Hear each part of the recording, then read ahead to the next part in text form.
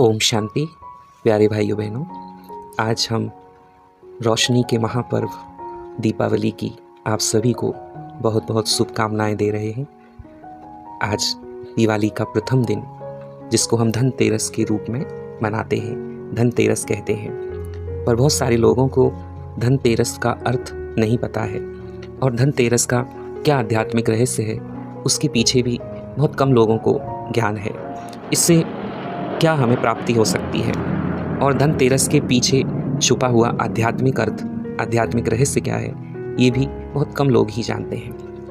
धनतेरस के पीछे की कहानी हमारे हिंदू पौराणिक ग्रंथों में, कथाओं में वर्णित है। तो पहली कथा जो आती है वो धन्वंतरी जी और समुद्र मंथन से जुड़ी हुई है। कथा के अनुसार जब समुद्र मंथन हो रहा था तो उसमें से धन्वंतरी जी, एक देवात्मा, जब प्रकट हुए तो वो अपने हाथ में अमृत का कलश लेकर आए थे। उस समय असुरों ने अमृत का कलश छीनने की उनसे बहुत कोशिश की, लेकिन धन्वंतरी जी ने उससे कलश को सुरक्षित रखा असुरों से। तो इस घटना को कहते हैं धनतेरस के रूप में मनाया जाता है, जो दिवाली से 2 दिन पहले आता है। तो इस दिन लोग धन्वंतरी जी की पूजा भी करते हैं और उनसे स्वास्थ्य और धन समृद्धि की कामना करते हैं। अब इस कथा का अर्थ क्या है? सागर कौन है?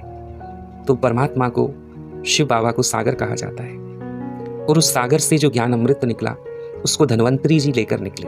धन्वंतरी अर्थात स्वास्थ्य के देवता, ज्ञान अमृत के संवाहक। तो प्रजापिता ब्रह्मा, जो कि ज्ञान अमृत को लेकर के हम सबको प्रदान करते हैं कल्प के अंत में, जब असुरों का साम्राज्य होता है चारों तरफ, तब परमात्मा के ज्ञान अमृत को जो सुरक्षित रखते हैं और उसको हम सब तक पहुंचाते हैं, जिससे हमारी ज्ञान की ज्योत जग जाए।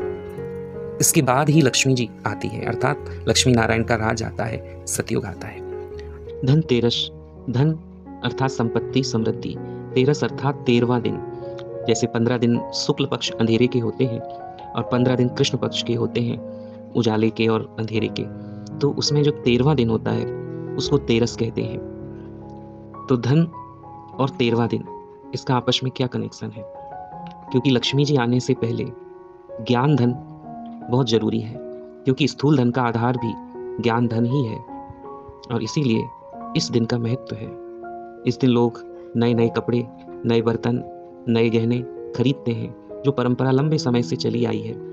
इसका यही अर्थ है कि आज के दिन से हमें एक नवीन शुरुआत करनी है, तभी हम नए युग को ला सकेंगे।